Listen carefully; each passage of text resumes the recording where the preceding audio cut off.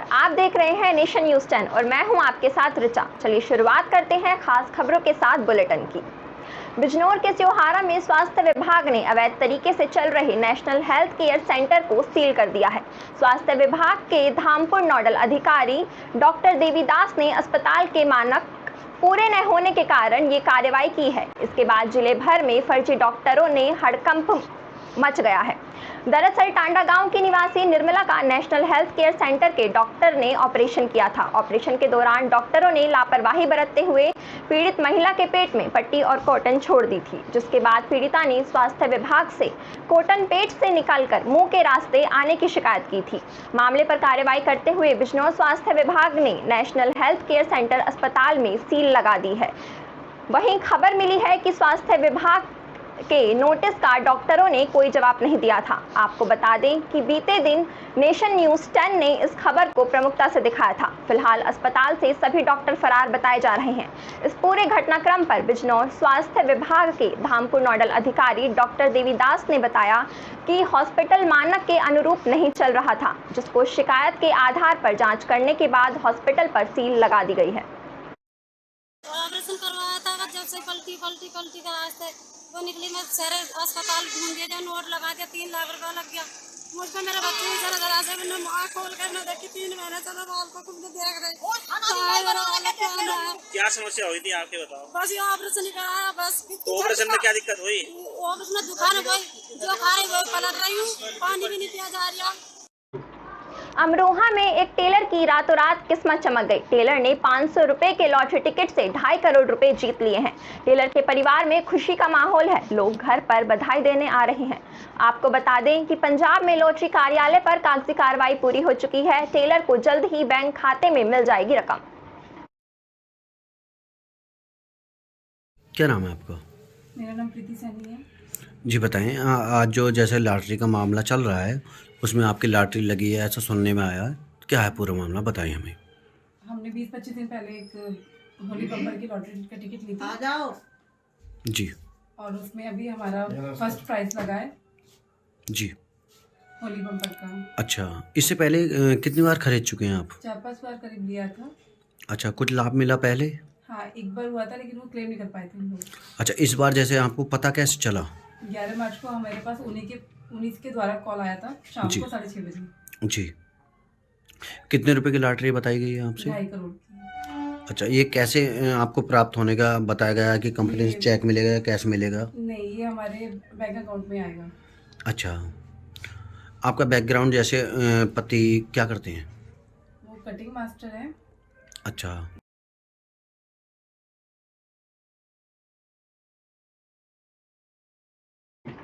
उत्तराखंड में सभी मौसमों को त्योहार के रूप में मनाने की परंपरा रही है, जो प्रकृति, देवी देवताओं, जीव जंतुओं और मानवीय संस्कारों से जुड़े रहते हैं। इन्हीं तीज त्योहारों की श्रृंखलाओं में आज मानव जीव और प्रकृति से जुड़ा फूल संक्रांति पर्व मनाया जा रहा है, जिसमें बच्चों ने विभिन्न प्रकार के फूलों को एकत्र कर घरों के मुख्य दरवाजे पर फूल खेलते हुए लोगों की सुख समृद्धि के लिए गीत गाए और लोगों ने भी परंपरागत तरीके से बच्चों को मिठाई, चावल, गुड़ और रुपये देकर आशीर्वाद दिया।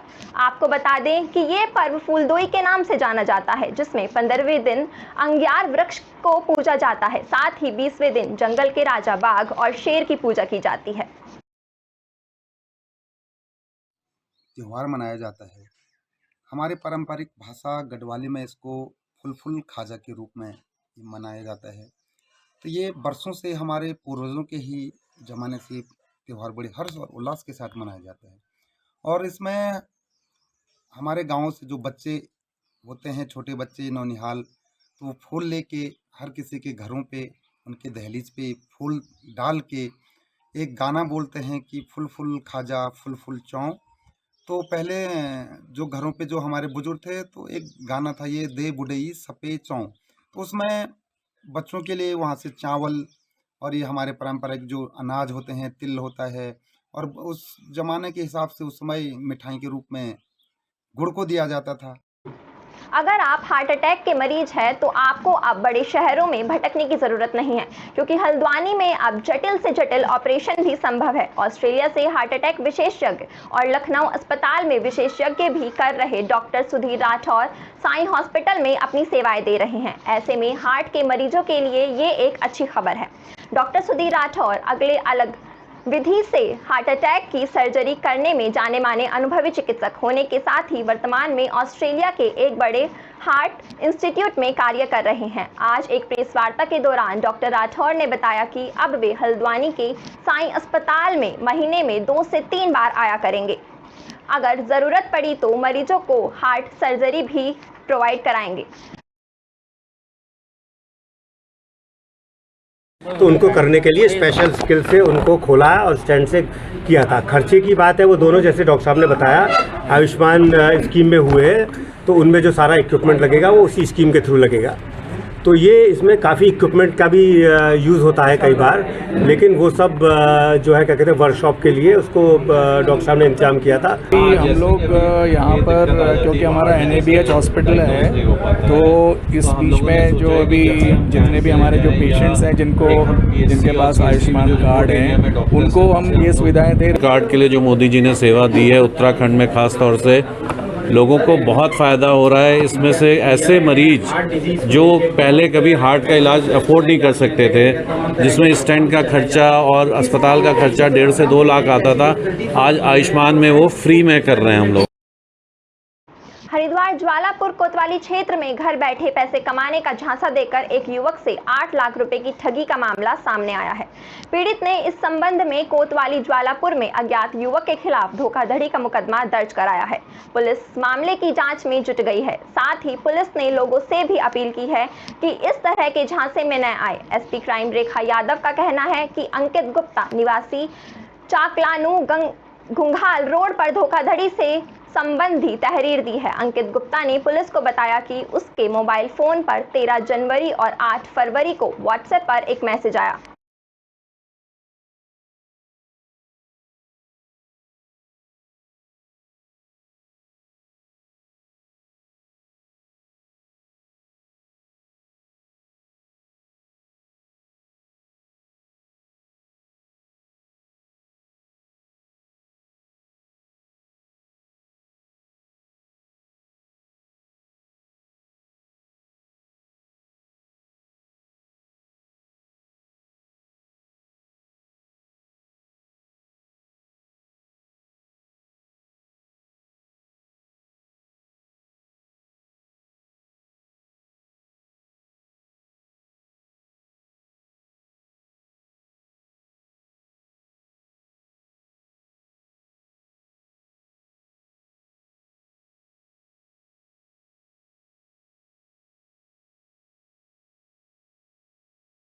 खबर लक्सर से है। लक्सर BRC कार्यालय परिसर में नई शिक्षा नीति के तहत शिक्षा और बाल विकास विभाग के संयुक्त सहयोग से बाल वाटिका समन्वय कार्यक्रम का आयोजन किया गया। इसमें सरकारी स्कूलों से आए नन्हे मुन्ने बच्चों ने कई प्रकार की रंगारंग और सांस्कृतिक कार्यक्रम प्रस्तुत करके दर्शकों का मन मोह लिया। लक्सर नगर पालिका के अध्यक्ष अम्बरीश गर्ग और BDC प्रमुख हर्ष कुमार दौलत ने दीप जलाकर कार्यक्रम की शुरुआत की। साथ ही उन्होंने कहा कि सरकारी स्कूलों के बच्चों में भी प्रतिभा होती है। शिक्षक अभिभावक मिलकर अगर प्रयास करें तो ये बच्चे भी देश दुनिया में नाम कमा सकते हैं। जिला परियोजना अधिकारी रमेश चंद मैठानी ने बच्चों को अनुशासित रहने की सीख दी। बच्चों ने कार्यक्रम से संदेश दिया कि भारत की बेटियां बेटों से कम नहीं हैं। जो भी विद्यालय कैंपस में आंगनबाड़ी सेंटर है, फिलहाल उसे बाल वाटिका के रूप में डेवलप किया है। भविष्य में ये पूरी आंगनबाड़ी सेंटर्स को चेंज करना है। बाल विकास विभाग और शिक्षा विभाग का आपस में किस प्रकार से तारतम्य हो, उसे जोड़ करके सारी योजनाएं इम्प्लीमेंट करनी है। के माध्यम से जो हमारे इस समय प्रधानाध्यापक मैम हमारे पास साथ भी हैं, बंसल मैम, और हमारे मुख्य अतिथि हमारे जो नगर पालिका चेयरमैन है अमरीश जी, और साथ में हमारे जो अध्यापक जिन वाले से बात की हुई भी उपस्थित है। उन्होंने ये कार्यक्रम इस प्रकार हम लोगों को आयोजित कराया, जैसे चीफ मिनिस्टर है, how many chief minister in women's Uttarakhand in India, तो उन्होंने ये प्रभावित किया है कि कितने हमारे चीफ मिनिस्टर महिलाएं किस तरीके से सीख सकते हैं, आगे के बारे में किस प्रकार सीख सकते हैं। तो खेल खेल में बच्चों का माइंड विकसित करने का काम इस एनेबल के द्वारा किया गया है। TLM Miller teacher learning material जो बच्चों को बनाया जाता है बच्चों के लिए, इसमें बच्चा जो है किताबी ज्ञान से थोड़ा अपने आप को विमुख समझता है, किताबी ज्ञान से हटता है। लेकिन जब TLM मेले के विभिन्न रंगात्मक जो है चित्रात्मक कार्यक्रम जो है करा के बच्चों को पढ़ाया जाता है, तो बच्चा इसमें विशेष रुचि लेता है। जो आज ये इस स्कूल में मुझे अपनी पुरानी ताज़ी याद आई है कि खेल खेल में बच्चों को शिक्षा देना, जितनी भी वेस्ट मटेरियल से इन्होंने जो भी बनाया, चाहे बच्चों के लिए ABCD का हो, चाहे अंकों की गिनती हो। सिंगरौली जिले के चितरंगी जनपद के अंतर्गत विभिन्न मांगे पूरी न होने से नाराज ग्राम रोजगार सहायक संघ ने मुख्यमंत्री के नाम त्यागपत्र सौंपने को लेकर बैठक की। आपको बता दें कि चितरंगी सभागार में ग्राम रोजगार सहायक संघ चितरंगी के अध्यक्ष रमाकांत बैस की अध्यक्षता में बैठक आयोजित कर मानदेय वृद्धि, नियमितीकरण और भविष्य को सुरक्षित रखने को लेकर चर्चा की गई। बैठक के दौरान ग्राम रोजगार सहायक संघ के ब्लॉक अध्यक्ष रमाकांत बैस ने कहा कि हम लोगों को आश्वासन पर आश्वासन दिया जाता है, हम लोगों को आज तक कोई भी मांग पूरी नहीं कर पाई है, जिससे हम सब रोजगार सहायक एक साथ त्यागपत्र देने के लिए बाध्य हो गए हैं और हमने त्यागपत्र देने को लेकर आज मीटिंग का आयोजन किया है। अपने पूरे चितरंगी GRS यूनियन के साथ यहाँ पर इकट्ठा हुए हैं और हम लोग आज मध्य प्रदेश सरकार के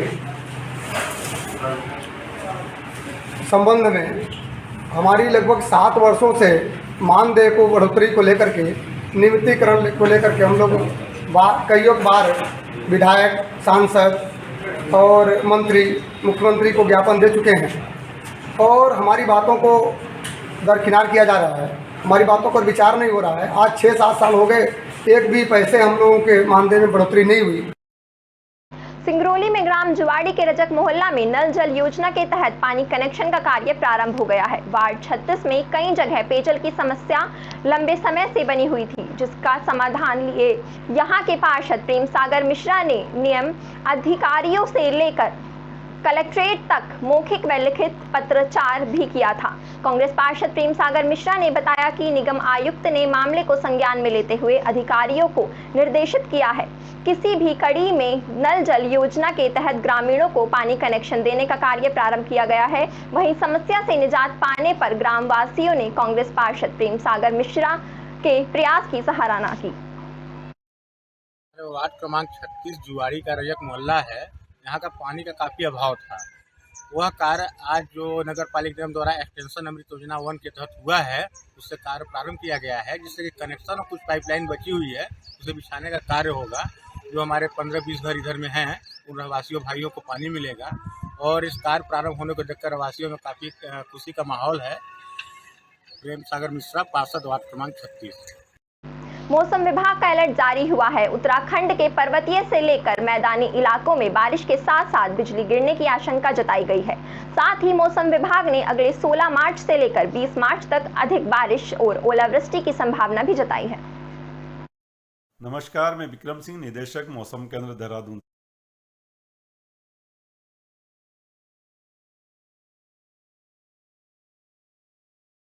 लक्सर क्षेत्र में अज्ञात चोरों की तरफ से चोरी की घटनाओं को अंजाम दिया जा रहा है। वहीं अब चोरों में काफी इजाफा देखने को मिल रहा है और वे अब चोरी लूट की योजनाएं बनाने में जुट गए हैं। मामला लक्सर क्षेत्र की भिकमपुर चौकी अंतर्गत अलावलपुर का सामने आया है। आपको बता दें, लक्सर कोतवाली क्षेत्र स्थित अलावलपुर गांव में देर रात हथियारबंद बदमाशों के घुसने से हड़कंप मच गया। लूट के इरादे से आए 3 बदमाशों ने एक ग्रामीण के घर को निशाना बनाकर उस परिवार को बंधक बना लिया और घर के सदस्यों से जमकर मारपीट करने लगे। शोर शराबा सुनकर जागे ग्रामीणों ने एक बदमाश को दबोच लिया और उसकी जमकर धुनाई की, जिसके बाद ग्रामीणों ने भिकमपुर चौकी पुलिस को इसकी सूचना दी।